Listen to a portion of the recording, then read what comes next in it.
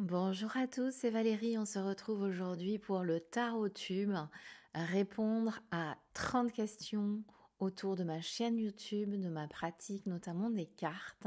Peut-être dans l'idée que vous connaissiez un petit peu mieux les YouTubeurs qui rentrent en interaction avec vous via les vidéos et les contenus que nous vous proposons.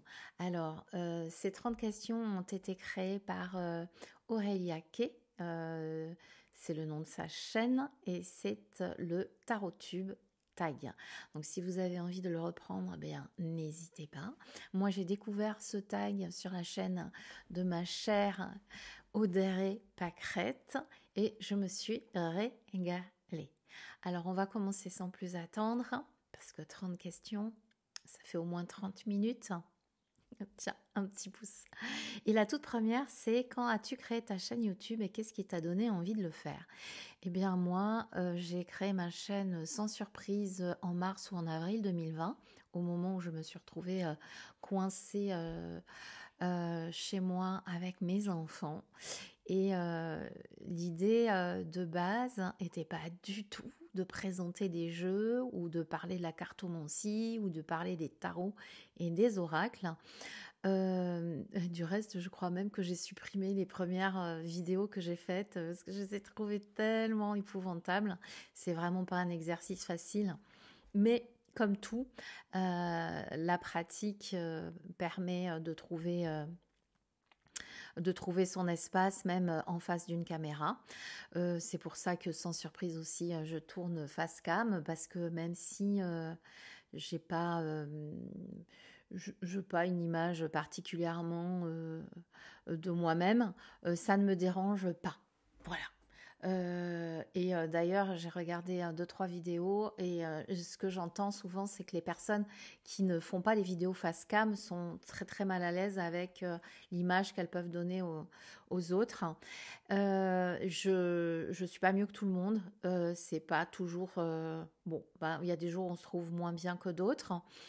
Mais en fait, j'ai pris le parti de m'en moquer complètement, de me dire que c'était pas important et que les personnes qui avaient envie de pas être dans la bienveillance, eh bien, elles ne feraient que passer. Et elles ne resteraient que quelques secondes. Donc, voilà. Et donc, du coup, j'en profite pour dire à toutes les merveilleuses personnes qui ont suivi ce tag et qui n'osent pas se mettre face cam. Mais franchement, qu'est-ce que vous attendez? Alors moi, c'est quelque chose que j'ai vu dans les lectures akashiques. Quand on est vu sur les plans subtils par des êtres lumineux, et comme on est vu dans notre beauté intérieure, extérieure, bah, ça nous invite à lâcher aussi les représentations que les autres peuvent avoir de nous. Et c'est tant mieux. Et puis, qui plus est, celle que j'ai vue, en tout cas, je vous ai trouvée super jolie, super fraîche, super jeune. Et qu'est-ce que je donnerais pas, moi, pour avoir 10 ou 20 ans de moins, franchement. Allez, alors on ose, quoi. Donc, si vous avez envie de suivre ce tag et que vous ne montrez jamais votre minois face cam, mais faites-le parce que c'est tellement, je trouve que c'est tellement riche de pouvoir mettre une identité visuelle sur une voix. En tout cas, moi, ça m'a fait plaisir. Je parle notamment pour Rose Cartomancie, si tu passes par là. Et bien évidemment Audrey, mais Audrey, je savais déjà à quoi tu ressemblais puisqu'on a échangé. Voilà, donc j'ai créé cette chaîne YouTube et l'idée c'était, parce que déjà, je digresse, l'idée c'était de proposer des méditations, des séances d'hypnose et du coup vous pouvez retrouver, je crois, je les ai laissées, quelques méditations pour nettoyer les énergies usagées, une séance d'hypnose pour accéder à une vie antérieure, etc. Parce que c'est quand même le cœur de ma pratique. Et puis aussi, j'ai créé cette chaîne pour faire des guidances avec mon canal de médiumnité qui s'est fortement réveillé en 2019. J'ai eu une espèce de etc. Donc l'idée c'était de partager des enseignements que je recevais. Et puis j'ai rapidement dévié sur la cartomancie. Mais d'ailleurs je vais vous expliquer pourquoi. Parce qu'en fait j'ai créé cette chaîne donc du coup il y a 4 ans, bientôt 5 ans maintenant. Et je l'ai quasiment, dans les 3 mois qui ont suivi, j'ai stoppé. J'ai stoppé suite à un événement familial très, très éprouvant, puisque effectivement mon fils cadet à l'époque avait 2020, il avait 2002-2020, il avait 17 ans et demi et effectivement il a été diagnostiqué donc d'une maladie franchement pas rigolote et dont c'est pas le sujet, donc je vais pas en parler. Mais quand il a été diagnostiqué, c'était donc en plein Covid et il y avait vraiment un diagnostic vital qui était engagé. Donc comment vous dire que ma chaîne YouTube, j'ai un peu laissé tomber et j'ai mis beaucoup de temps à récupérer puisque pour moi ça a occasionné un choc post-traumatique et donc bien évidemment j'ai pris le temps nécessaire pour aller de l'avant. Voilà, donc je rassure tout le monde, hein, ça va mieux pour mon fils. Et même s'il est suivi et qu'il sera suivi à vie et qu'il a un traitement à vie, mais c'est quand même très bien stabilisé. Donc voilà, et puis moi ça va mieux aussi, et puis quelle expérience de vie, effectivement, quand vous avez un enfant qui est confronté à la maladie, ça demande de faire preuve de résilience et c'est une expérience de vie qui peut se transformer aussi en un cadeau personnel. Alors je parle du point de vue de l'âme, hein, parce que franchement, je pense que j'ai pris quelques rides à ce moment-là. Quelques rides physiques, mais émotionnelles aussi. Voilà, ça c'est la première question. Je vais tâcher de faire plus vite pour les suivantes. Quelle est l'histoire derrière ton pseudo? Alors déjà, je pense pas avoir de pseudo. Ma chaîne, elle s'appelle comme moi, Valérie Mariotte, parce que ça fait partie aussi de ma démarche de ne pas me cacher. J'ai la chance aussi de ne pas avoir à le faire, puisque le métier de l'accompagnement à la personne, c'est un métier que j'exerce depuis officiellement. J'ai ouvert ma structure en décembre 2012. Donc vous voyez, ça fait quand même quelques années. Même si c'était, entre guillemets, peut-être moins affiché, développement personnel, ésotérisme. Je me suis longtemps aussi cachée derrière le côté plus sérieux de l'hypnose, mais j'ai vite arrêté à l'hypnose ericksonienne pour me consacrer uniquement à l'hypnose spirituelle. Et du coup, pouvoir donner mon nom, ça fait partie finalement de cette possibilité que j'ai de ne pas avoir à me cacher, et ça fait aussi partie de je suis comme ça, je m'appelle comme ça et c'est ok comme ça. Voilà.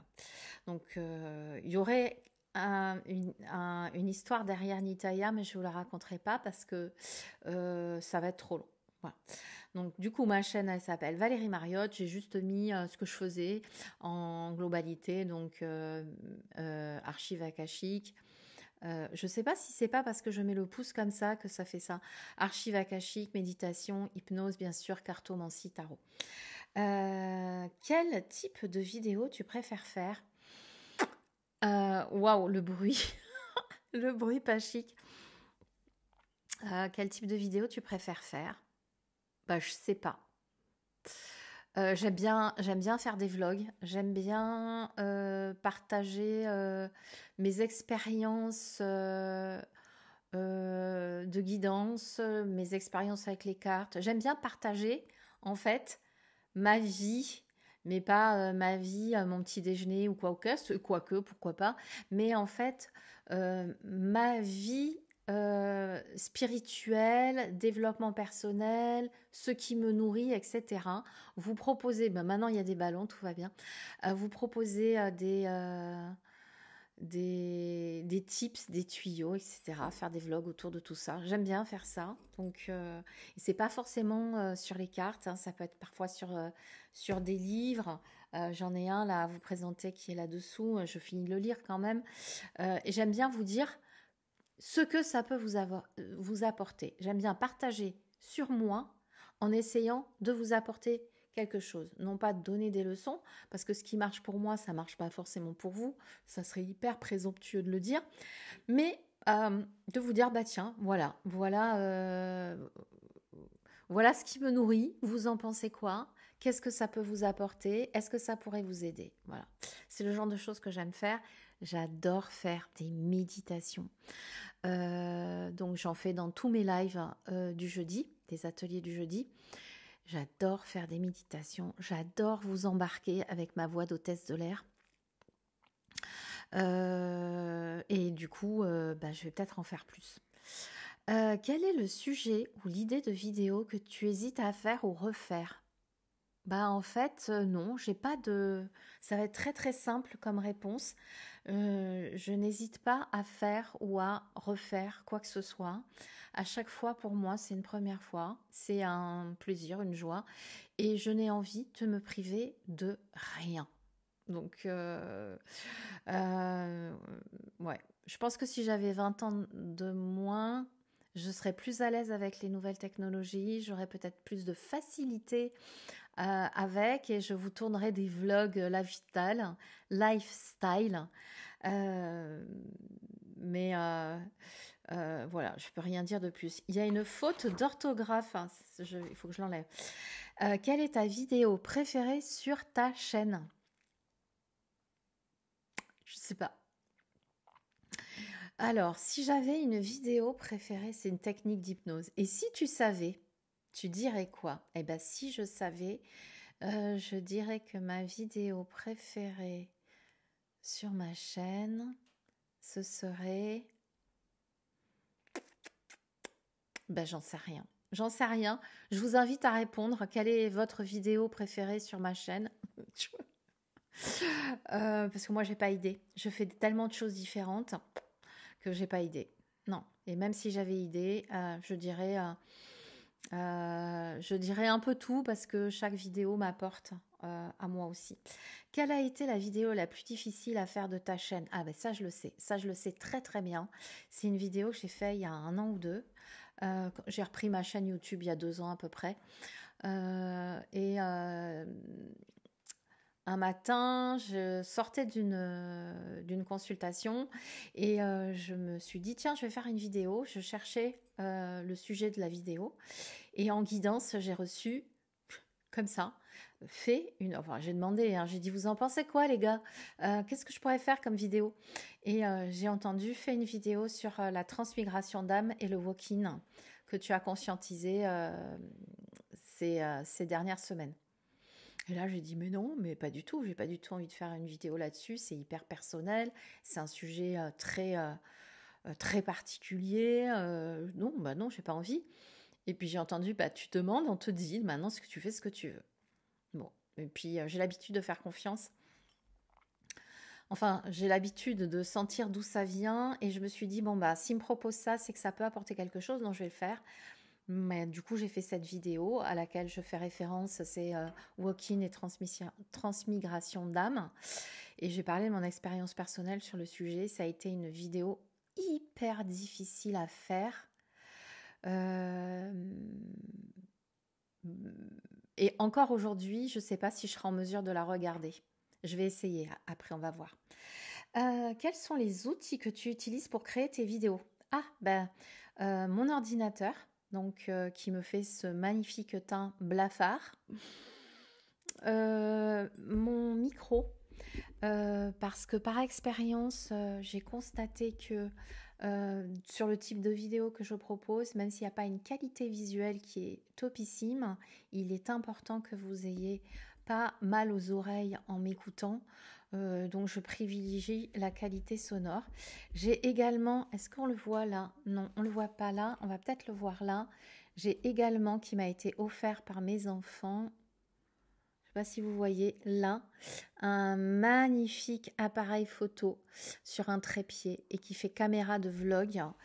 L'idée, c'était de vous proposer des vidéos de meilleure qualité, mais je ne peux pas les utiliser pour celle-ci parce que ça demande des complications de montage, etc. Je n'ai pas forcément envie de faire. Mais c'est une caméra que j'utilise pour faire des petits vlogs lifestyle. Alors, je ne les mets pas encore sur ma chaîne YouTube. Je les envoie. Je les envoie à mes proches. Je leur partage des tranches de vie sur ce que je monte. Du coup, je prends des paysages, je prends l'océan, je prends parfois ma pomme pour raconter des blagues. Enfin, voilà. Mais pour faire des vidéos YouTube, je m'en sers pas encore vraiment. Non pas que j'ose pas, parce que finalement, je m'en fiche. J'ai une communauté hyper bienveillante. Donc, voilà. Mais en fait, je suis pas très douée avec la stabilisation de l'appareil, même s'il y a une stabilisation intégrée. Donc, quand ça sera un peu plus stable, que j'aurai un peu plus l'habitude, je vous proposerai peut-être notamment un vlog sur le Japon parce que je pars avec pour filmer plein de choses. Voilà. Donc c'est tout ce que j'utilise, mon micro, mon ordi, mon téléphone quand je fais des vidéos de guidance avec les cartes. Voilà, puisqu'évidemment j'ai un petit trépied qui doit être par là et puis j'utilise voilà, mon téléphone. As-tu déjà eu des doutes concernant ta chaîne ou as-tu envie d'arrêter les vidéos? Non, à part en 2020, 3 ou 4 mois après avoir entamé, quand j'ai pris du temps pour ma famille, pour mon fils et pour mes enfants aussi, parce que mon fils aîné a été très secoué, où j'ai pris du temps pour ma famille et pour moi. Non, je savais que je reprendrais, donc j'ai repris quand c'était le bon moment, voilà. Comment gères-tu l'organisation de tes vidéos? Alors moi, j'ai pris cette résolution en 2025 que je tiens de vous proposer un contenu par semaine et plus si possible. Quand je suis dans l'engouement de tourner des vidéos, je peux en tourner 2 ou 3 d'affilée et j'essaye de vous les dispatcher. L'idée, c'est de vous proposer un contenu par semaine. Et je l'ai beaucoup moins fait en 2024 parce que le souci, c'est que quand je suis en 2024, j'étais vraiment dans les corrections du manuscrit de Chloé, dans les corrections et l'édition du jeu de Chloé, dans mes formations et mes consultations. Et ce qui fait que j'étais là à chaque fois que je me disais, il faut que je fasse une vidéo, j'étais rincée et je faisais pas. Donc en 2025, j'ai décidé de consacrer à peu près une journée par semaine.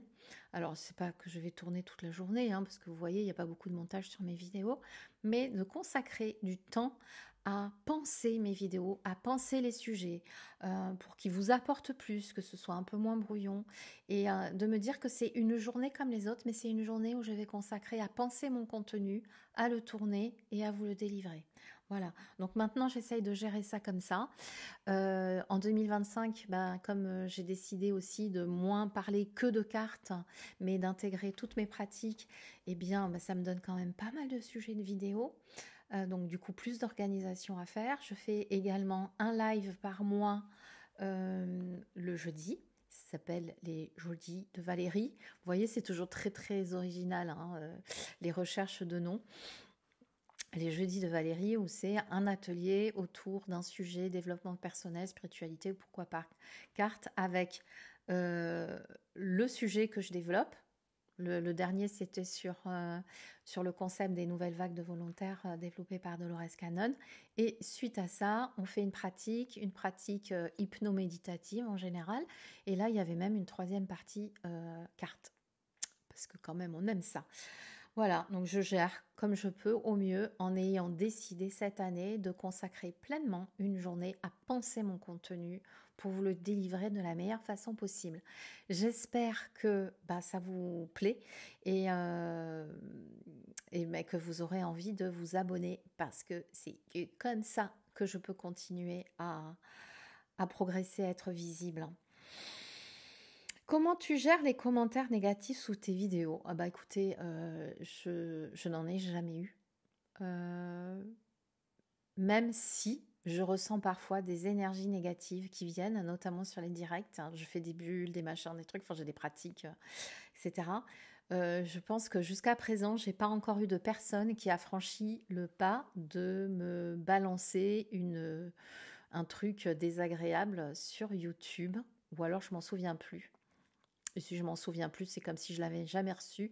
Je pars du principe que quand je ne veux pas recevoir quelque chose, je le laisse à la personne. C'est comme si vous voulez pas que... Si on vous fait un cadeau que vous n'en voulez pas, vous dites non. Bah, souvent les gens disent oui, mais bon, si vous voulez pas d'un cadeau, vous dites non, et donc du coup, il n'est pas à vous, il est toujours à l'autre personne. Donc s'il y a quelque chose de négatif qui doit arriver jusqu'à moi, j'en veux pas, je prends pas. Mais c'est vrai que je suis extrêmement vigilante, surtout sur les directs, à la façon dont je protège l'espace. Voilà, que toutes les énergies plus lourdes, plus denses que la lumière ou l'amour ne rentrent pas dans l'espace de la vidéo, de la communauté qui est en live pour cette vidéo. Je trouve que c'est une façon, moi, de me protéger de choses négatives, ainsi que les personnes qui me font confiance pour participer au direct. Donc du coup, j'en ai pas. Mais en revanche, j'ai eu plusieurs fois des usurpations d'identité. Alors moi, je croyais que c'était que les grosses chaînes. Je me suis sentie hyper célèbre. Je me suis dit, waouh, 2 usurpations d'identité. Mais ça a été un peu pénible. Mais par contre, comme je vous disais, et je vous êtes formidable, j'ai eu... quasiment dans la foulée des personnes qui m'ont envoyé des mails, des DM pour me prévenir, me faire des captures d'écran parce qu'effectivement je ne suis pas tous les jours sur YouTube. Le soir un peu, j'aime bien aller voir ce que vous faites. Et voilà, à part des falsifications d'identité, donc du coup avec des personnes qui mettaient des commentaires religieux hyper extrémistes ou des demandes d'argent. Donc moi, je ne demande pas d'argent, donc je pense que les gens ont vite compris. Je n'ai pas eu de commentaires négatifs à proprement parler où on m'a dit « Ah Valérie, ce que tu dis c'est nul » ou quoi que ce soit. Bon, bref. Bon, ça peut arriver, hein. Mais bon, de toutes les manières, si quelqu'un a envie de penser que je suis nulle, et je suis sûre qu'il y en a plein qui le pensent, c'est ok pour moi. On peut pas plaire à tout le monde, hein. Et si ma vibration correspond aux personnes qui me suivent, c'est tant mieux. Et les autres, elles trouveront quelqu'un avec qui elles se sentiront en résonance. Et c'est très bien. Quel conseil donnerais-tu à quelqu'un qui veut se lancer sur YouTube? Ah ben moi, je vais donner un conseil. Je vais vous dire un truc, c'est le mieux est l'ennemi du bien. Souvent, moi, en tout cas, je l'ai vécu comme ça. Je me suis lancée sur ma chaîne YouTube. Mes premières vidéos, je les ai recommencées 10 fois, 20 fois, 30 fois, machin. Et je les ai trouvées tellement nulles que je les ai jamais postées. Et en fait, si vous attendez de faire un truc parfait avant de poster une vidéo sur YouTube, il est fort à parier que vous ne créerez jamais votre chaîne. Parce que le mieux est l'ennemi du bien. Et qu'on ne progresse que par la pratique. Et que ça n'est jamais parfait. Donc du coup, n'attendez pas de faire quelque chose de parfait pour vous lancer. Faites-le bien évidemment toujours avec le cœur. Un petit peu de conscience aussi pour pas que ce soit trop fouillis. Comme aujourd'hui par exemple, où ça allait un peu. Et dites-vous que quand vous commencez votre chaîne YouTube, à part votre famille, si vous l'avez prévenu, il n'y a personne qui vous regarde. Donc, même si vos premières vidéos, vous les trouvez minables, postez-les quand même. Dites-vous qu'il y a très peu de chances qu'on vous regarde. Moi, quand j'ai vu ma première vidéo de présentation, ça faisait 1 an peut-être que j'avais monté ma chaîne YouTube, je sais pas, je devais avoir 30 vues. Qu'est-ce qu'on s'en fout, quoi? C'est pas grave. Voilà. Donc, c'est ça le conseil que j'ai envie de vous donner si vous vous lancez. Donc, n'attendez pas de faire du parfait avant de poster. Privilégier la qualité du son, il n'y a rien de plus désagréable que d'avoir un mauvais son. Et Dieu sait que sur des anciennes vidéos que j'ai pas supprimées, j'ai pas une bonne qualité sonore. Et j'ai fait mais moi j'ai pas envie d'écouter ça. Voilà. Et puis amusez-vous. Parce que la joie c'est contagieux, qu'on en a tous besoin, que ça fait du bien. Et faites-vous plaisir. Il y a fort à parier que ça fasse plaisir à quelqu'un d'autre. Et si un dernier conseil, soyez authentique. Surtout sur YouTube. Moi, c'est ma plateforme préférée parce qu'elle permet d'être authentique. J'en ai ras le bol des feeds où on me présente que des nanas qui ont les lèvres pulpées, le machin truc bidule, qui vous vendent du rêve. Et ça me saoule. Moi, j'ai envie d'être en lien avec des gens qui sont comme moi. Je pense maintenant que on en a tous soupé je te fais rêver ma life extraordinaire parce que c'est pas vrai que ma life elle est plus extraordinaire que la tienne. Elle est juste le reflet d'une vie incarnée que j'essaye de rendre plus harmonieuse avec qui je suis. Donc soyez authentique. Voilà. Bon, mais ça fait pas mal de conseils. Quelle est la chose inattendue que YouTube t'a apportée? Inattendue. Je sais pas. C'est peut-être une réconciliation avec moi. J'entends beaucoup de personnes sur ce tas qui disent qu'elles n'ont pas confiance en elles. Et même ce matin encore, j'ai reçu un message d'une de mes stagiaires qui me dit, alors je sais pas si c'était un audio, c'était un audio. C'était un audio, donc je peux pas vous le dire, mais en substance, elle me disait qu'elle voulait me faire une séance pour voir, parce que je fais des formations en lecture akashique, et elle voulait me faire une séance pour me montrer comment elle faisait après ses 30 jours de pratique. Et elle me dit non mais en fait tu vas penser que je suis nulle et tout, et en plus c'est une professionnelle de l'accompagnement quoi, elle est super bonne dans ce qu'elle fait et j'ai dit mais c'est pas possible que tout le monde n'ait pas confiance en soi à ce point-là. Et en fait la chose inattendue que YouTube a contribué à générer chez moi, c'est mieux gérer la confiance en soi, l'estime de soi. Tout ce qui est autour de cette sphère très particulière. Je pense que c'est ça. J'ai pour autant des doutes quand l'ego qui conspire à contester ma légitimité vient me le dire. Mais paradoxalement, vos retours, les mails que je reçois, parce que je reçois beaucoup de mails avec des histoires de vie, des résonances et ce que j'ai pu apporter là où je m'y attendais pas du tout, ça m'aide à construire cette confiance. Et la chose, alors, cette confiance est vraiment une chose inattendue, c'est comment mes vidéos peuvent être aidantes. Je suis scotchée dans les témoignages que je reçois. Des personnes me racontent leur vie. Enfin, leur vie, c'est quand même sur un mail, mais ça, c'est parfois des grands mails. Et de voir ce que ça a pu leur apporter. Donc là, je m'y attendais pas quand même de pouvoir être aidante. Alors du coup, je trouve ça cool. Si je pouvais organiser un événement en lien avec le tarot tube, qu'aimerais-tu faire? Je sais pas, moi je suis assez, j'aime être dans ma grotte, donc je me vois mal organiser un événement. Mais comme je suis également extrêmement gourmande, j'aime faire la cuisine, j'aime aller au restaurant, j'adore, même si j'ai une alimentation, je crois, si ma naturopathe passe pas là, très saine, avec des aliments non transformés. J'ai 60 ans, je fais gaffe. Je fais pas n'importe quoi, j'ai envie de bien vieillir et pour bien vieillir, ça passe par des pensées saines et machin, etc. Mais aussi une bonne alimentation, notamment avec des produits non transformés. Donc je fais très attention, mais je suis très gourmande.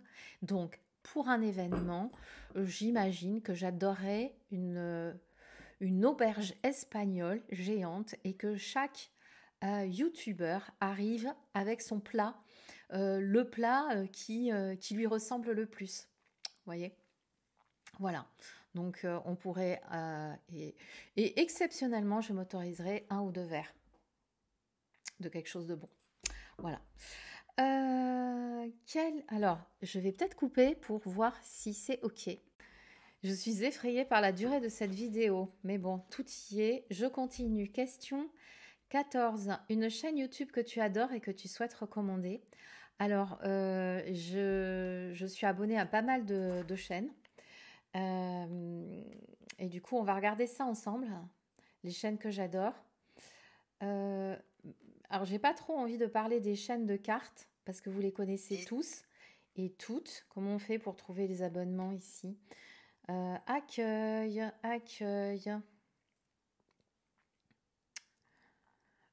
Hop, ben, je vais revenir dès que j'ai trouvé comment on trouve les abonnements. Et je suis pas blonde pour rien. Alors, moi, je suis sur YouTube une chaîne que j'adore, qui n'a rien à voir avec les cartes, qui est ASMR Serena.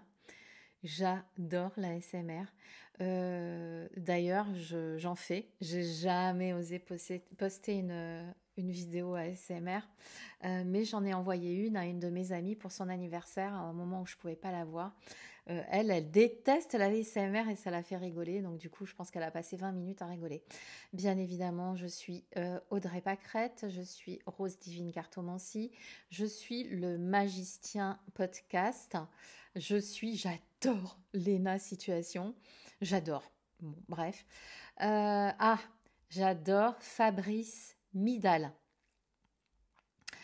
Qui est un philosophe qui fait des interviews qui me plaisent énormément. Bien évidemment, sans surprise, le Salon des Arcanes. Christine André, qui est une médium spirit aussi, que j'adore.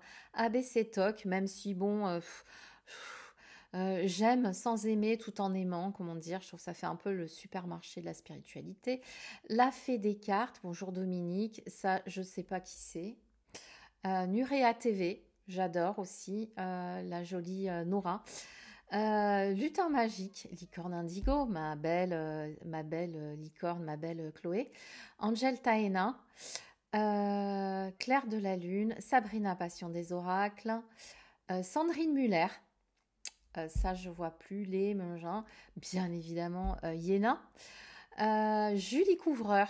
Beaucoup de documents très fouillés sur des phénomènes spiritualité, éso, archéologique, enfin bon bref. Tarot, je ne sais plus qui c'est. Laurence W9, bien évidemment. Hugues de la chaîne Senside. Étoile Guidance. Comment elle s'appelle? Elodie, je ne sais plus. Pardon, Célia Melville. L'univers, je ne sais plus qui c'est. Tristaya, Reiki Génération. Et j'en ai comme ça une Vénusia Starchild. J'en ai Idriss Aberkan. J'adore. Moi, j'adore. Je ne suis pas les infos. Moi, je regarde Idriss Aberkan. Et j'en ai encore une bonne, enfin je suis une centaine de chaînes, donc voilà. Donc vous voyez, c'est très hétéroclite. S'il y en a que j'ai oublié ou auxquels j'ai oublié de m'abonner, bah, pardonnez-moi. En général, moi je m'abonne. J'ai remarqué sur ma chaîne YouTube qu'il y a plein de gens qui ont des grosses chaînes, qui me font des coucous, mais qui ne sont pas abonnés à ma chaîne. Moi je suis abonnée à la vôtre, hein. Vous trouvez ça juste, hein? Parce que ça fait du bien quand vous venez et que vous vous abonnez. Alors moi, je fais les choses qui me font du bien pour les autres et je m'abonne. Voilà. Ça, c'était... T'aurais pu fermer ta bouche, Valérie? Non. Donc, vous voyez, moi, je recommande pas de chaîne YouTube. Je vous dis ce que je suis. ce qui me plaît. Quel est ton souhait pour le futur de ta chaîne YouTube? De m'améliorer, pour être plus concise, d'être aidante parce que ça nourrit, que j'ai une passion pour la transmission et l'enseignement. J'ai envie que ça continue. Voilà, tout simplement. Ensuite, là, on va rentrer dans les cartes à partir de cette question 16. Depuis quand pratiques-tu la cartomancie? Pour moi, la cartomancie, c'est associé à la divination. Dans ma pratique de la cartomancie, au début, c'était plutôt dans la divination, mais au fur et à mesure des années, c'est vraiment plus développement personnel. Donc, j'ai commencé à pratiquer la cartomancie il y a plus de 30 ans, avec un jeu que je ne peux pas vous présenter là parce qu'il est à Bordeaux, avec l'Oracle Lumière. J'ai arrêté pendant quelques années, suite justement à une expérience avec ce jeu. Bref, je ne vais pas en parler. Et j'ai repris, il y a une quinzaine d'années, avec le tarot. Et non, il ne faut pas que je le montre maintenant. Donc avec le tarot de Marseille et avec le Béline. Donc ça, c'était il y a à peu près 15 ans que j'ai reçu ma première initiation au tarot de Marseille. Et notamment aux 22 arcanes du tarot de Marseille, puisque c'était le parcours initiatique que j'ai fait avec une personne magnifique. Voilà. Donc, du coup, mon premier jeu, c'est l'Oracle Lumière il y a 30 ans, mais j'ai arrêté, je faisais la divination avec. Du reste, je l'ai acheté à la poubelle et celui que j'ai, c'est le deuxième que j'ai racheté. Mais mon tout premier tarot, c'est le tarot d'Oswald Verse. Que j'ai acheté dans ma boutique à Bordeaux. C'était la seule qui existait à l'époque, chez Pégase. Je l'utilise toujours, notamment quand je fais des tirages karmiques. Je vous en parlerai un petit peu après. Il est magnifique, en super forme. Il y a les lettres hébraïques. Il est très, très symbolique. C'est mon préféré. Je sais qu'il a été réédité avec les 78, mais l'original d'Oswald Wirth, je crois, le tarot des imagiers du Moyen-Âge, je me demande s'il n'en avait pas que 22. Voilà. Et donc, que j'ai acheté en même temps, c'est l'Oracle Béline. Et du coup, je ne sais pas par quel miracle, j'ai un Béline collector. Donc, vous voyez, il y a les tranches neutres qui sont un petit peu sales. Je ne sais pas par quel miracle j'ai un collector de 1961. Ça devait pas être beaucoup vendu à l'époque. Je ne sais pas par quel miracle également je l'ai autant préservé par rapport au tarot. Peut-être parce que j'ai beaucoup plus travaillé le tarot que le Béline pour commencer. Voilà, donc je les ai achetés le même jour en suivant mon week-end d'initiation au tarot dans ma petite boutique. Et je les garderai toute ma vie. Combien de jeux possèdes-tu? Alors, je les ai pas recomptés. J'en ai à peu près entre 450 et 500. Oracle, tarot, Béline, Petit Lenormand confondu. Je les avais comptés l'année dernière quand j'ai dit non mais là ça suffit maintenant. Je suis en train de polluer mon espace avec trop de jeux. Et je ne peux pas accueillir ceux qui va vouloir venir. Donc, j'ai décidé de limiter ma collection à un maximum 500. Donc, jamais je ne dépasse. Et depuis 1 an, je vends régulièrement des jeux. Parfois, je regrette. Mais c'est pas grave. Je vends quand même des jeux. Donc, je dirais entre 450 et 500. Et pourquoi j'ai pas recompté? Parce que là, j'en ai une partie. Là, je ne sais pas si vous allez voir, hop, là-bas, j'en ai encore une partie. Celle-ci, c'est à remplir. Mais ça, c'est mon bureau pro. Et donc, tous mes jeux, je crois, mes jeux préférés, ma collection, c'est chez moi. Donc là où je tourne souvent des vidéos aussi. Et donc, je ne peux pas compter à Bordeaux, la Canon, enfin bon, bref. J'en ai à peu près entre 450 et 500. C'est beaucoup trop. J'aimerais réduire. Je ne sais pas si je vais y arriver cette année. J'ai une âme de collectionneuse, mais je dirais à moitié. Pour moi, c'est Dominique. Bah, je suis aussi Dominique des harmoniques de l'amour, bien évidemment. Dominique, si tu passes par là, pour moi, tu as vraiment une âme de collectionneuse. J'ai regardé ta dernière vidéo. Tu as vraiment une âme de collectionneuse, c'est-à-dire que tu ne peux pas te débarrasser, tu ne peux pas laisser partir un jeu, être adopté par une autre personne. Que moi j'ai décidé quand même de centrer pour essayer de ne pas déborder et avoir 1000 ou 1500 jeux. J'ai dit, bon, bah, par exemple, il y a toute une partie de ma collection sur un thème en particulier que je revends parce que j'ai décidé de ne pas explorer ce thème-là. Voilà. Et toi, je sais, Dominique, que ça ne va pas être possible. Si tu devais garder qu'un seul jeu, ça serait lequel? Mais non, c'est quoi cette question? Bah, j'ai joué le jeu quand même. J'hésite malgré tout. J'hésitais avec le TOT. Alors ça, c'est la version découpée. J'en ai plusieurs. C'est la version découpée que j'utilise comme un oracle. J'hésite avec le TOT parce que c'est quand même un jeu de ouf. C'est quand même un jeu incroyable. Mais finalement, je me suis décidée, la palme d'or de celui qui partira dans la tombe avec moi, c'est le Terra Volatile Tarot. C'est le Terra Volatile Tarot que je vous présente, qui est connu. Pourquoi j'ai choisi ce jeu?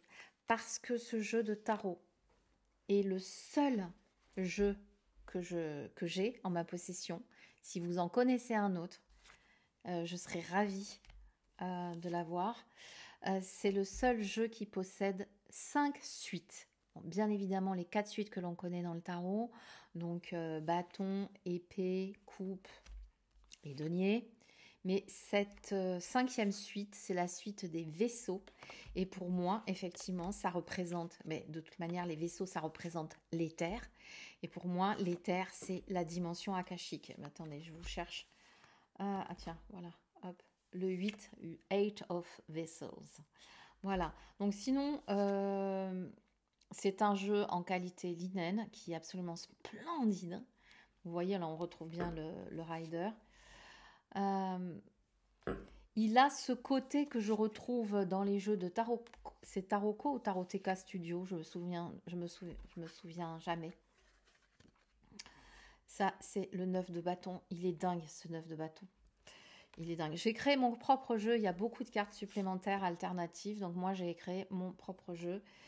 Voilà, la reine de vaisseau. Voilà. Et cette 5e suite, je trouve qu'elle finit complètement le tarot, que c'est la suite logique. Et je me demande si j'ai pas ici... J'ai traduit, je suis allée sur le site des créateurs et j'ai traduit toutes, j'ai commencé par ça, toutes les cartes qui concernent cette suite des vaisseaux. Et en fait, moi, si je devais créer un tarot, quand je créerais un tarot, allez, on met l'intention, je trouverais intéressant d'intégrer une 5e suite parce que la 5e suite, c'est celle qui va incarner la quintessence, la substance qui va relier les différents éléments entre eux. Voilà. Donc, c'est ce qu'on retrouve sur le Terra Volatile. Franchement, je trouve que c'est super intéressant. Ça approfondit encore les lectures du tarot. Et donc, du coup, je garderai celui-ci. Et en plus, je triche un peu parce que j'avais pris le carte d'expansion et il y a des cartes oracles. Ce qui fait que j'ai une double ouverture dans cette pochette avec des pierres, bien évidemment. Ça, c'est pour Hugues, si tu passes par là. Donc là, j'ai ce jeu que j'utilise en tant qu'oracle, même si j'ai, je crois, laissé une 2e grande prêtresse dedans. Vous avez le oui, le non. Hop. La croisée des chemins. Des qualités du tarot qu'on retrouve dans le Minchiaté. Voilà, etc. J'ai gardé des... Comment ça s'appelle? Des arcanes supplémentaires. Je me suis créé un petit oracle divinatoire qui accompagne... J'essaye de vous trouver... Voilà. Le tarot. Et puis cette carte, j'étais obligée de la prendre parce que j'en ai choisi une autre. Enfin bon, bref. Voilà, donc je ne garderai que ce jeu-là. Ça fait déjà 13 minutes. Valérie, dépêche-toi. Le Terra Volatile Tarot. Je demande officiellement à mes enfants de m'incinérer avec mon Terra Volatile. Non, mais en fait, je choisis celui-ci parce que finalement, c'est avec celui-ci que je pourrais faire le travail le plus complet. Et en plus, même s'il est, il est coup de poing dans la figure, il a un côté vraiment du Victorian Romantic Tarot, vous savez. Et ça, c'est quelque chose qui, moi, me plaît. Ça plaît peut-être pas à tout le monde, mais bon. Voilà. Quel est le jeu que tu rêverais d'avoir? Eh bien, écoutez, quand j'ai envie d'un jeu, je l'achète. Quand il est épuisé, je le mets sur ma wishlist jusqu'à temps que j'arrive à le trouver. Donc en fait, il n'y a pas vraiment de jeu que j'aimerais avoir.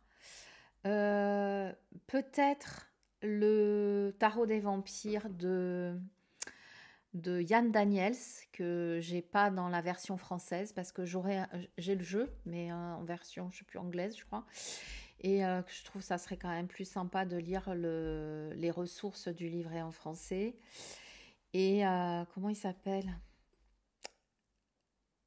Merde. Couverture rouge de cet occultiste que j'aime beaucoup aussi, dont j'ai un jeu en français. Et ça, c'est un truc, ça c'est pas possible. Hein. Il faut que je prenne du romarin. Je perds la tête. J'oublie des noms. Comment s'appelle-t-il? Je vais chercher, j'aimerais son jeu.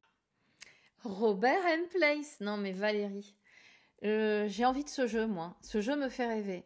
Le Alchemical Tarot. Je crois qu'on en est à la 6e édition. Je l'ai cherché sur Vinted. Voilà. Donc de Robert & Place aussi, dans l'absolu, j'aimerais bien avoir le Vampire Tarot.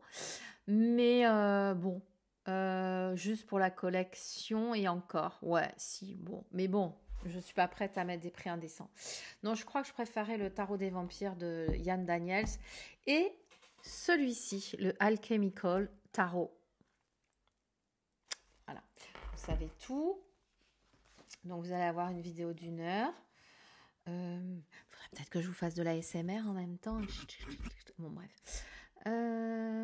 Quelle carte te représente le plus? Oh, bah tiens, j'avais oublié qu'il y avait cette question. Il faut que je prenne un jeu. C'est difficile de dire une carte, mais la première qui me vient, c'est l'impératrice. Et c'est pour le côté négatif de l'impératrice, à savoir que il y a un côté comme ça en moi, avoir toujours envie de faire plein de choses, avoir plein de projets en route, d'avoir plein d'idées, d'être hyper fertile en fait, et de me disperser dans cette fertilité. C'est-à-dire que, vous voyez, là, quand je commence, là, je suis sur le livre que j'écris, je reçois encore des projets pour des oracles, et là, j'ai beau dire non, je me concentre sur un projet, je commence un livre, mais dans mon livre, j'ai 2 livres en même temps. Donc là, j'étais obligée de séparer. Donc j'ai vraiment du mal à faire focus sur un projet.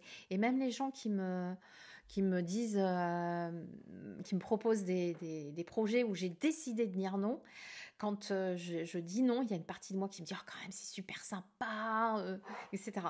Donc j'ai le côté dispersé de l'impératrice, que j'essaye un peu de canaliser. Heureusement pour moi, je suis chemin de vie 4, hein, donc parfois j'ai quand même un peu la structure, j'arrive à m'auto-censurer et à mettre le cadre de l'empereur, mais franchement, je suis plutôt impératrice.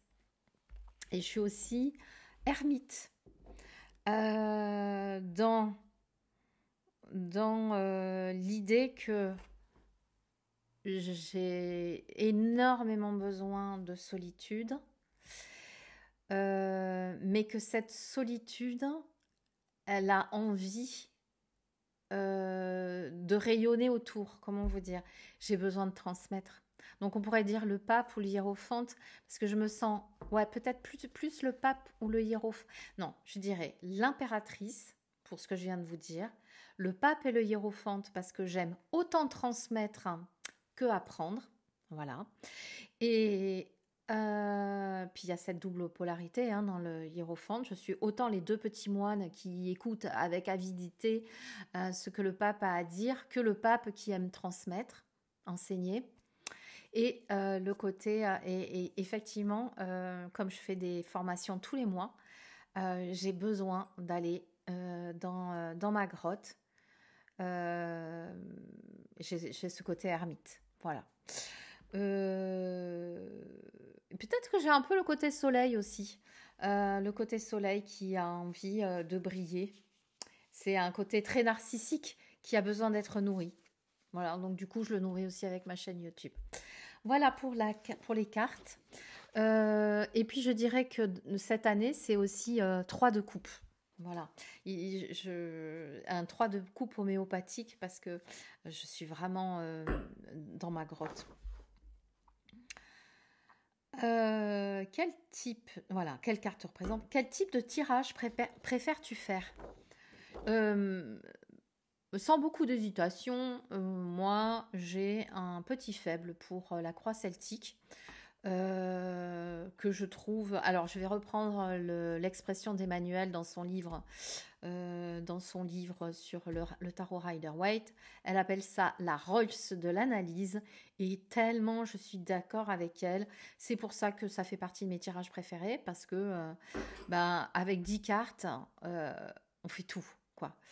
J'aime bien les gros tirages. Et c'est pour ça que je suis allée bosser sur les origines du tirage en 15 cartes d'Aleister Crowley. Donc il y a une carte dans les anti-sèches d'Emmanuel sur le tirage de Crowley. Je suis allée essayer de trouver dans les bibliographies des trucs. C'est vraiment très, très compliqué. Donc du coup, je me suis inspirée de cette croix céleste pour créer un tirage hyper transformationnel à 15 cartes. Voilà. Mais bon, je ne suis pas aussi connue que Emmanuel ou que Aleister Crowley. Donc, voilà, je le proposerai d'ailleurs, je le proposerai en masterclass parce qu'on me l'a demandé, parce que je ne l'ai fait que sur Bordeaux. Donc ça, c'est les tirages que j'aime. C'est les tirages que je préfère. Un tirage ou une carte qui t'a marqué. Un tirage qui m'a marqué, c'est dans un salon bien-être. La fille qui organisait le salon tirait les cartes et elle m'a proposé de me faire un tirage karmique. J'ai dit oui. J'ai été hyper bluffée. En plus, moi, tirage karmique, je bosse sur les vies antérieures, avec l'hypnose, avec les cartes.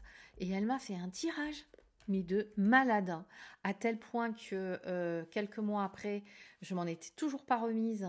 Je l'ai sollicité, je lui ai dit, écoute, le tirage que tu m'as fait, il est quand même incroyable. Moi, je travaille l'hypnose spirituelle et je travaille le tarot. Est-ce que tu veux bien me l'enseigner? Bien évidemment, je te rémunère, mais est-ce que tu veux bien? Est-ce que tu fais des formations pour ça? Et ça a été... En fait, elle m'a répondu non, mais elle m'a pas répondu non avec douceur. Elle m'a répondu, il en est hors de question. Ok, voilà. Mais bon, quand quelque chose doit venir à toi. Et quelques mois plus tard, j'écoute sur une chaîne YouTube que je suis aussi, Sébastien Michel, donc que je n'ai pas mentionné. J'écoute Sébastien Michel qui parle de sa rencontre avec l'hypnose spirituelle. Ça m'intéresse, je suis praticienne. Et qui dit comment il a mis en relation avec les cartes. Et il parle d'un livre. Le tirage karmique. J'achète ce livre. Et quelle ne fut pas ma surprise quand je découvre dans ce livre le fameux tirage que m'avait fait cette personne quelques mois auparavant. C'était un mois ou un an auparavant. Attendez, il y a plein de photos. Bon, j'arrive pas à retrouver la photo du tirage, évidemment. Ça ressemble à peu près à ça. Quelle ne fut pas ma surprise quand je retrouve carte pour carte le tirage que m'avait fait cette personne. Et c'est là que je me suis dit, mais en fait, elle n'a pas voulu me le transmettre. Ok, mais elle avait qu'à me dire qu'en fait, il venait de Sébastien Michel. Et du coup, j'ai pris mon ordi, j'ai envoyé un petit mail à Sébastien Michel. Je lui dis bonjour Sébastien, je suis praticienne en hypnose spirituelle, je suis passionnée de cartes. Parce qu'à l'époque, je crois que je proposais pas de tirage de cartes comme je le fais maintenant en pro. Est-ce que vous pouvez proposer des formations là-dessus? Très gentiment, il m'a répondu que la formation, soit on se débrouillait avec son livre, soit il fallait prendre la totalité de sa formation sur le tarot. Peut-être que je le ferai quand je serai à la retraite, mais là, franchement, non. Donc, bah, du coup, je me suis débrouillée. Et c'est ainsi que ce tirage karmique que j'ai trouvé hyper marquant, je m'en suis servie. Donc, inspirée par Sébastien Michel, parce qu'on s'inspire tous les uns des autres. Hein. On n'a pas inventé... c'est pas venu quoi. On s'inspire tous. Donc mon tirage karmique que je propose sur les vies antérieures, il est inspiré librement du tirage de Sébastien Michel, qui est extraordinaire. Voilà, il n'est pas facile à faire les gars, hein, je vous préviens tout de suite. Hein. Je pourrais faire peut-être une vidéo dessus, mais bon, je pense que la vidéo la plus intéressante, ça serait que ce soit Sébastien qui la fasse. Mais bon, si tu passes par là, Sébastien. As-tu déjà utilisé les cartes d'une manière inattendue ou inhabituelle? Mais alors, définissez inattendu ou inhabituel. Je sais pas. Je les utilise tout le temps, donc non, pas particulièrement. J'ai pas de réponse à cette question, donc c'est bien, ça va. Alors, quel est le jeu que tu conseillerais à un débutant? Alors Audrey, elle voulait pas conseiller de jeu parce qu'elle a un argument qui est tout à fait recevable, qui est que le jeu qui va résonner pour quelqu'un, il va pas résonner forcément pour quelqu'un d'autre. Et je suis ok avec elle, surtout ce qui concerne les oracles. En revanche, moi, je vais conseiller un jeu pour ceux qui débutent avec le tarot. Je ne peux que vous conseiller le Marseille Waite d'Emmanuel IG. C'est pas mon tarot préféré en termes d'esthétique, bien qu'il soit très très beau. Et puis après, c'est pas mon tarot préféré pour le dos de deck, parce que c'est pas ma vibe. Hein. Je préfère les paillettes. Moi, vous le savez, vous me connaissez. Moi, j'aime quand ça brille, voilà. Moi, j'aime ça. Moi, j'aime ce que j'ai fait sur les tarots de Chloé. Moi, j'aime les paillettes, les étoiles. Enfin bon, bref. Donc, mais si vous voulez débuter et vous faciliter la tâche, mais procurez-vous le... Alors, vous voyez, le mien, il a bien vécu. Hein, comme Emmanuel, je lui ai montré, je dis, regarde Emmanuel, mon Marseille. D'ici, on sent qu'il a bossé. Ouais, il a bien bossé. C'est le tarot le plus simple, le mieux fait de mon point de vue, bien évidemment. Je ne détiens pas la vérité pour s'approprier le tarot. Il a à la fois les 22 arcanes du Marseille et les illustrations hyper parlantes avec juste ce qu'il faut pour les mineurs. Et je le conseille à un débutant parce qu'il n'est pas rebutant comme un Marseille classique. Il a cette énergie du Marseille et puis vous voyez quoi, hein, hyper parlant. Hyper parlant. Le 10 de bâton.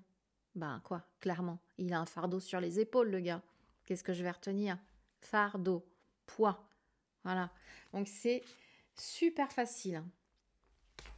Voilà.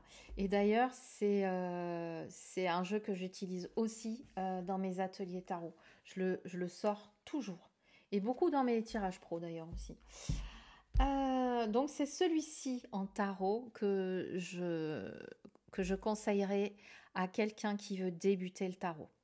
Voilà. Et pour un oracle, achetez le bouquin de Chloé, vendu par moi. Non, mais tout simplement, Chloé, elle donne dans ce chapitre plein de clés pour choisir un oracle. Mais choisissez là où il y a quand même aussi des ressources avec un livret. Ça va peut-être pouvoir débroussailler la pensée de l'auteur. Choisissez quelque chose qui vous plaît, que vous aurez plaisir à manipuler, parce que c'est ça aussi, hein, les cartes. une joie. Comment? Alors, pardon, j'ai oublié une question. As-tu un jeu qui a une signification particulière pour toi? Bah, je n'ai même pas pensé à cette question. Oui. euh, ouais, mais j'en ai plein. Une signification particulière.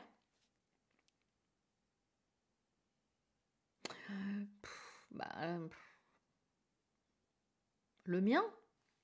Mais c'est pas bien de dire ça. Oui, le mien, il a une signification particulière, mais c'est un oracle.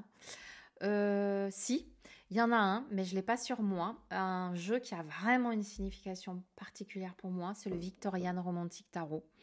C'est un jeu que j'ai reçu quasiment jour pour jour, quelques jours avant que ma mère rentre dans ses derniers jours de soins de vie, en soins palliatifs. Hein, il n'y a pas passé longtemps, il y a passé une semaine. Donc c'est un jeu qui m'a accompagnée durant cette période très très particulière. Voilà, il n'est pas sur moi parce que je l'ai remis dans sa boîte. C'est un jeu très émotionnel pour moi euh, qui, euh, qui m'a enveloppée d'amour, de sagesse, de profondeur. Et du reste, je ne peux même pas en parler sans qu'il m'émeuve. Ouais, donc clairement, on va dire que le Victorian Romantic Tarot, je vais couper 2 minutes. Bah voilà, ça c'est fait, ça va beaucoup mieux. J'avais pas envie de vous infliger ça et de m'infliger ça plus longtemps, mais bon, je choisis de laisser. Et de passer à la question 27 avec la joie qui est là, vous inquiétez pas. C'est pas parce que c'est émotionnel que c'est triste, hein. C'est quelque chose qui a besoin de s'exprimer. Voilà, ah bah pour le coup. Comment choisis-tu le jeu que tu vas utiliser? Bah, ça dépend. Alors, si je propose une petite guidance que je vais tourner comme ça, je choisis en fonction d'un thème. Donc, le thème des fées, je vais choisir des tarots sur les fées, comment j'associe aux oracles. Je vais essayer de faire quelque chose d'un peu esthétique. Ça, c'est pour les vidéos YouTube. Pour mes tirages pro, j'ai mon soul bag qui m'accompagne et dans lesquels il y a toujours 2 tarots et au moins un oracle. Donc le au moins 1, c'est au moins le mien, ça c'est sûr. Et 2 tarots, plus celui d'Emmanuel, qui ne me quitte jamais. Là, je l'ai changé de pochon, hein. Vous avez vu, c'est Harry Potter. On a mis un petit peu de magie. Donc, je choisis toujours 2 tarots que je change régulièrement et qui ont toujours une facilité de lecture en base rider. Voilà. Et puis, sinon, si j'ai envie de faire un travail plus personnel, bah, je sais pas. Et puis, bien évidemment, euh, aussi pour les tirages pro, je travaille beaucoup, beaucoup avec les jeux de Chloé. Parce qu'ils sont extrêmement clairs pour les consultants. Il y a une grande facilité pour eux à se projeter dedans. Et c'est extrêmement aidant. Voilà. Donc, je choisis mes jeux comme ça. À la one again, hein, finalement. Tires-tu les cartes quotidiennement? Oui, oui, oui. Matin, midi, soir, pendant que je mange. Enfin, non, j'exagère pas pendant que je mange. Mais ouais, ouais. Ouais, oui, oui, oui. Là derrière, j'ai le petit tapis sur lequel je vous tourne les vidéos. Mais c'est un tapis tous les matins. Je fais un tirage pour moi sur des questionnements de vie, sur des questionnements de tout, enfin de tout et de rien, pour le plaisir d'avoir les cartes. Enfin bon, bref. Oui, je tire les cartes tous les jours que Dieu fait. Voilà. Qu'est-ce que les cartes t'ont appris sur toi-même?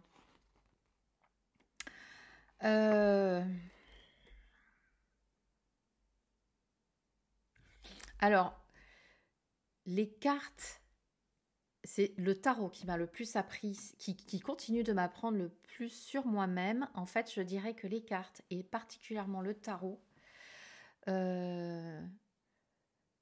ça me raconte de moi tout ce qui ne parvient pas à ma conscience. Vachement intéressant. C'est-à-dire que quand je me pose une question sur un sujet, sur un défi de vie que je rencontre, je cherche à voir ce qu'il y a comme enjeu, mais ce que le tarot va apporter, c'est un éclairage que je n'avais pas identifié en conscience parce que souvent c'est en lien avec des croyances limitantes que je n'ai pas identifiées. Voilà. Donc, je pense que c'est ça que ça m'apporte. Voir derrière ce que je ne vois pas ce que je projette, hein, mais ce que ça identifie, mais que je ne peux pas en conscience identifier parce que c'est camouflé derrière mes structures de comportement inconscient, mes croyances limitantes, éducationnelles, sociétales, etc. Je ne sais pas si j'étais très claire. Moi, je me suis trouvée très claire. Ce que ça m'a appris aussi sur moi-même, c'est de pas trop me prendre au sérieux et de mettre un peu plus de joie dans ma vie. Voilà. C'était la question 29 et on va finir avec la 30. Des projets ou envies pour le futur dans ta pratique. Des projets, comme je vous l'ai dit, concernant la carte qui me représente quand je vous parlais du côté dispersé de l'impératrice, des projets, des envies, j'en ai tellement que je ne peux pas vous les identifier comme ça, mais je n'arrête jamais en fait, je suis toujours en train de nourrir mes envies et mes projets. Donc ouais, j'en ai des tonnes, mais c'est guidé par un même élan.